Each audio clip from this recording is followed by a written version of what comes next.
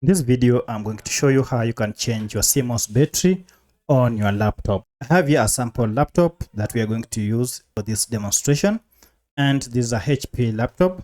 So if you're having a problem with your CMOS battery, maybe the time keeps on changing, or each time you open the time is wrong, or maybe you're running into problems each time you start your laptop, then let me show you how you can fix this by simply replacing your CMOS battery. Now to do so, you need just a screwdriver, and then you need to have the CMOS battery that you want to replace with. The good thing is you can easily buy a CMOS battery at any computer shop near you. Just go ahead and unscrew all the screws on your laptop.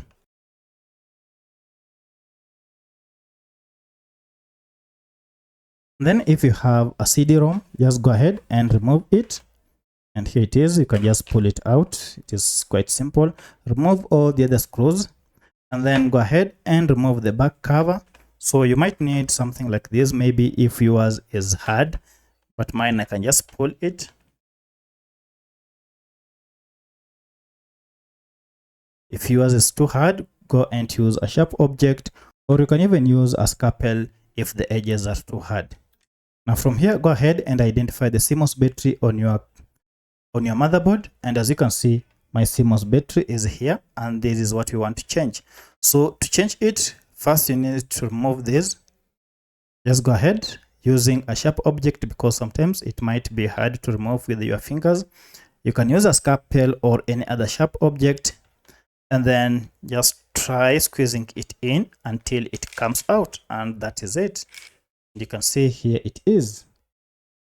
Here is our CMOS battery. So this is the expired one, the one that has drained. Its power is drained. And then go take your new CMOS battery and then now fix it. To fix it back or to insert the new CMOS battery, just insert it in its place, and that is it. From here you will be done. It's time to go ahead and fasten the back cover. Make sure it fits and it clips on all the corners and round. Then insert your CD-ROM if you was head one. Then go ahead and fasten the screws. So if you have any other question, kindly let me know in the comment section. Otherwise, if this video was helpful to you, kindly hit the like button and subscribe to this channel to support me. Thanks for watching, and let's meet in the next video.